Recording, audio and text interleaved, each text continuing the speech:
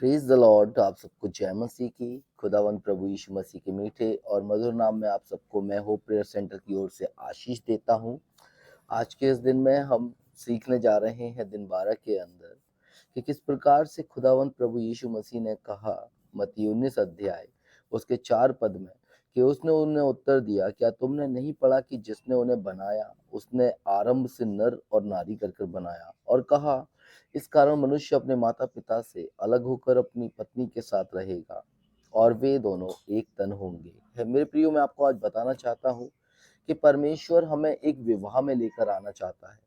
आपने देखा होगा दुनिया में बहुत प्रकार के विवाह हो रहे हैं। संस्कृति को बिगाड़ने वाले विवाह भी हो रहे हैं और संस्कृति को नाश करने वाले विवाह भी हो रहे हैं और संस्कृति को बरकरार रखने वाले विवाह भी हो रहे हैं। हर प्रकार का विवाह आज हमें देखने को मिल जाता है। लड़का लड़के से शादी कर रहा है, लड़कियां लड़कियों से शादी कर रही हैं और लड़के लड़कियों की भी शादी हो रही है। लेकिन मेरे प्रियो, मैं आपको बताना चाहता हूँ, जिस प्रकार से आज हम खुदा के साथ हैं और खुदा चाहता है कि हम सब भी उसके साथ एक विवाह में प्रवेश करें, और वो विवाह है यीशु का विवाह। Hallelujah, hallelujah. और वो जो विवाह है वो यीशु मसीह का विवाह है, जिसमें हर एक व्यक्ति को न्योता दिया गया है, हर एक व्यक्ति को बुलाया गया है, हर एक व्यक्ति को एक इनविटेशन कार्ड दिया गया है, और वो इनविटेशन कार्ड है मन फिराओ क्योंकि स्वर्ग का राज्य निकट है। हालेलुया। वो इनविटेशन कार्ड जो है उसका नाम है मन फिराओ क्योंकि स्वर्ग का राज्य निकट है। अगर हम मत्ती 28 देखते हैं तो मत्ती 28 के 20 से लिखा है कि जाओ और जाकर सुसमाचार सुनाओ, पिता पुत्र पवित्र आत्मा के नाम से बपतिस्मा दो, और जो बातें मैंने तुम्हें मानना सिखाई है तुम उन्हें उन्हें मानना सिखाओ। हालेलुया। मेरे प्रियो, मैं आपको एक दृष्टांत पर ले जाना चाहता हूँ, और वो दृष्टांत है, यहाँ पर जब विवाह होगा तो नॉर्मल सी बात है, एक भोज भी होता है। हालेलुया। और यहाँ पे विवाह भोज का दृष्टांत है, और विवाह जो भोज का दृष्टांत है वो इस प्रकार से है। यहाँ पर यीशु मसीह उनसे दृष्टांतों में कहने लगते हैं मत्ती 22 अध्याय के अंदर कि स्वर्ग का राज्य उस राजा के समान है जिसने अपने पुत्र का क्या कर दिया है, विवाह किया है। Hallelujah, hallelujah. मेरे प्रियो, मैं यहाँ पर आपको एक दृष्टांत की कहानी बताना चाहता हूँ आज, कि एक दृष्टांत सुनाया गया यीशु ने एक राजा के बारे में, अपने बेटे के विवाह का खाना किया। हालेलुया। यीशु ने दृष्टांत की कहानी सुनाई कि क्या सुनाया, एक राजा ने अपने बेटे के विवाह का क्या किया, खाना किया, जिसमें अपने पूरे राज्य के लोगों को क्या कर दिया, उसने इनविटेशन यानी कि न्योता दे दिया।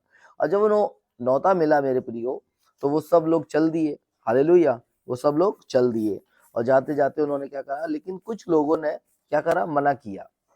कुछ लोगों ने मना किया, कुछ लोगों ने मिलकर क्या करा, कुछ लोग पता क्या करे, ऐसा लिखा है, बाइबल कहती है कि कुछ लोगों के पास जब उसके लोग गए, राजा के लोग गए, जब राजा ने अपने लोगों को भेजा कि जाकर इन सबको बुलाकर लाओ खाने के लिए, तो कुछ लोगों ने क्या किया, कुछ लोग अपने कामों पर चले गए, कुछ अपने घरों पर चले गए, लेकिन जो कुछ वहां रुके थे उन लोगों ने क्या किया, जो लोग इनविटेशन देने गए थे उन्हीं लोगों को उन्होंने मार डाला। मेरे प्रियो, मैं आपको आज बताना चाहता हूँ आज के इस दिन में कि किस प्रकार से खाना तैयार था, भोजन तैयार था, लोगों को बुलाया जा रहा था, राजा भी तैयार था। हालेलुया। और बेटा जिसका विवाह होना है वो भी तैयार था, लेकिन अगर कोई तैयार नहीं था तो उसका नाम था वो दुल्हन। हालेलुया। लेकिन खुदावंत प्रभु ईश्वर प्रभु यीशु मसीह के वचन में इस प्रकार से लिखा है मेरे प्रियो कि हम सबको यीशु मसीह ने अपनी दुल्हन कहकर संबोधित किया है। हम सबको यीशु मसीह ने अपनी दुल्हन बनाया है, और हम सब यीशु की दुल्हन है, क्योंकि यीशु हमारे जीवन से चाहता है कि हम उसे अपना दूल्हा स्वीकारें। हालेलुया।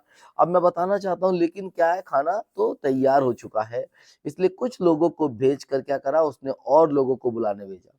तो क्या हुआ यहाँ पर, जब वो चुने हुए लोगों को जिसको बुलाने भेजा था, जिन लोगों के पास उनको भेजा भेजा गया था, वो लोग तो नहीं आए, लेकिन कौन आ गए, समाज के ठुकराए हुए लोग आ गए, है ना। उन लोगों को उसने क्या करा, बुलवा लिया, और जो भी समाज के ठुकराए हुए लोग थे, जो भी गली मोहल्ले के लोग थे, जो भी सड़क चौराहों पर उनको मिले दासों को, वो क्या करे, उन लोगों को बुला लाए।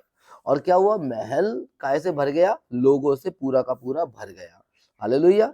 लेकिन राजा जब रिश्तेदारों और मेहमानों से मिलने आया, है ना, क्योंकि राजा तैयार था, और जब राजा रिश्तेदारों और मेहमानों से मिलने आया तो वहां पे एक व्यक्ति को देखा, अरे ये तो विवाह का वस्त्र पहना ही नहीं है। हालेलुया। मैं प्रियो, मैं आपको बताना चाहता हूँ इस बात के विषय में कि जब हम लोग किसी विवाह में जाते हैं या कहीं भी हम जाते हैं तो हमें एक वस्त्र पहनना है, और वो वस्त्र हमारी पहचान बताता है कि हम विवाह में आए हैं या नहीं आए हैं। हालेलुया। देखो, विवाह में बहुत प्रकार के लोग होते हैं। विवाह में वेटर भी होते हैं, उनका एक अलग ड्रेस कोड होता है ना। विवाह के अंदर हलवाई होते हैं, उनका ड्रेस कोड अलग होता है। लेकिन विवाह में जो रिश्तेदार होते हैं उनका ड्रेस कोड बिल्कुल अलग होता है। तो यहाँ पर जो विवाह के भोज में आए हुए लोग हैं, यानी कि मेहमान जो आए हुए हैं, उनका एक ड्रेस कोड है, यानी कि एक वस्त्र है, जिसको देखकर राजा खुद ही पहचान लेगा। हालेलुया। मैं बताना चाहता हूँ, लेकिन राजा जब रिश्तेदारों और मेहमानों से मिलने आया, तब एक व्यक्ति को देखा जिसने विवाह का वस्त्र, यानी कि विवाह के भोज का वस्त्र नहीं पहना था। और राजा ने बिना वस्त्र के उससे पूछा कि राजा ने पूछा उस व्यक्ति से, हे व्यक्ति, तू बिना वस्त्र के कैसे अंदर आ गया? हालेलुया। तू बिना वस्त्र के कैसे अंदर आ गया? तो व्यक्ति के पास क्या नहीं था? जवाब नहीं था। हालेलुया। मैं आपको यहाँ की एक व्याख्या बताना चाहता हूँ। यीशु व्याख्या कैसे करते हैं? वह व्यक्ति कौन है पता है आपको? भोज में जो आया है, वो मन से तो नहीं आना चाहता था, पहली बात, है ना। वो मन से बिल्कुल भी नहीं आना चाहता था। वो भोज का आनंद तो उठाना चाहता था, लेकिन राजा के अधीन नहीं रहना चाहता था। वह भोज राजा के पुत्र विवाह के सम्मान के लिए रखा गया था। हालेलुया। वह भोज राजा के पुत्र के विवाह के सम्मान के लिए रखा गया था, क्योंकि वो उसके बेटे का विवाह था। हालेलुया। लेकिन यह व्यक्ति सम्मान नहीं करना चाहता था। हालेलुया। लेकिन विवाह का वस्त्र पहनना एक नियम था मेरे प्रियो, वहां का एक नियम था। हालेलुया। राजा ने केवल एक ही शर्त रखी थी, और वो था कि विवाह के वस्त्र पहनकर आए। हालेलुया। लेकिन वो व्यक्ति आना तो चाहता था, लेकिन मन से नहीं आया था। वो आनंद उठाना चाहता था, लेकिन राजा के अधीन नहीं रहना चाहता था। वह भोज के वो जो भोज रखा गया था, वो पुत्र के सम्मान के लिए रखा गया था, लेकिन वो व्यक्ति सम्मान भी नहीं करना चाहता था। हालेलुया। लेकिन ऐसा लिखा है मेरे प्रियो कि राजा ने केवल एक ही शर्त रखी थी, और वो था भोज में आया हुआ हर एक व्यक्ति उस वस्त्र को पहनकर आए। हालेलुया। मैं आपको बताना चाहता हूँ ये कुछ कैसे लोग हैं। ये कुछ ऐसे व्यक्ति हैं जो चर्च में आराधना तो करने आते हैं मेरे प्रियो, लेकिन यीशु को मुक्तिदाता नहीं स्वीकार करते।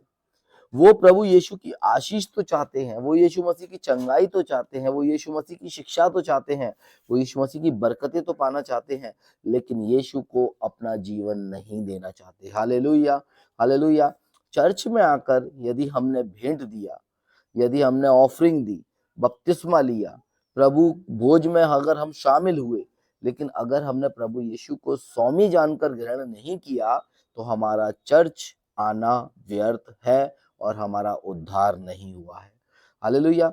वर्ष 11 में लिखा है, उसे राजा ने देखा। उस व्यक्ति को राजा देखता है, और राजाओं के राजा प्रभु यीशु मसीह की आंखें सब जगह लगी हुई है मेरे प्रियो।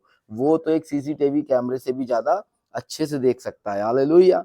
फिर अगर 12 पद पढ़ेंगे तो उसमें लिखा है, राजा ने उस व्यक्ति से एक प्रश्न भी पूछा, एक सवाल भी पूछा, लेकिन तू अंदर कैसे आ गया, है ना।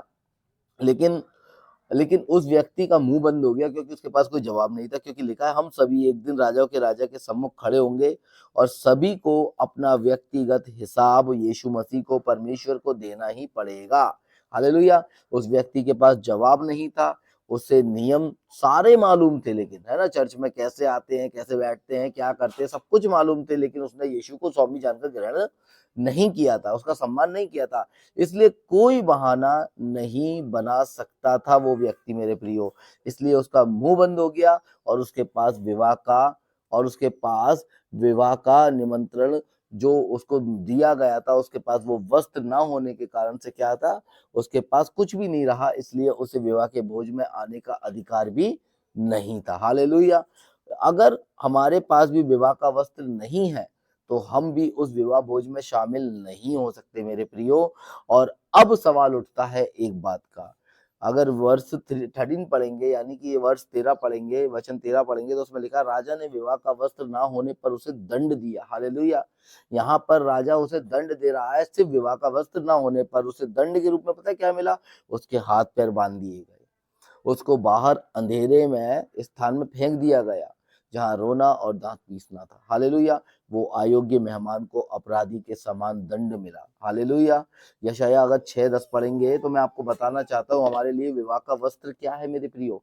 हमारे लिए विवाह का वस्त्र है, लिखा है, उसने मुझे उद्धार के वस्त्र पहनाए और धार्मिकता की चादर ओढ़ाई है मेरे प्रियो। हालेलुया।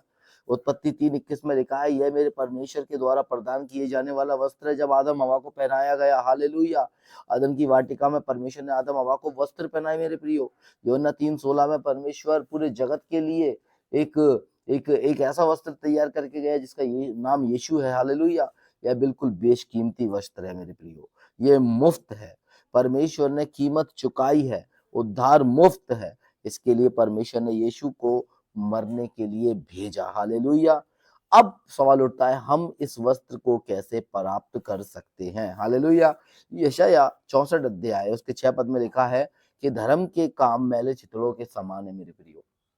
लोग आज धर्म के कामों में लगे पड़े हैं, चींटी को भोजन, आटे को भोजन, इसको भोजन, उसको भोजन खिलाना, लड़ना, लड़ाना, पता नहीं क्या क्या नहीं कर रहे हैं। लेकिन मेरे प्रियो, यहाँ पर यीशु की नजर में, परमेश्वर की नजर में धर्म के काम मैले और चितड़ों के समान है। हालेलुया।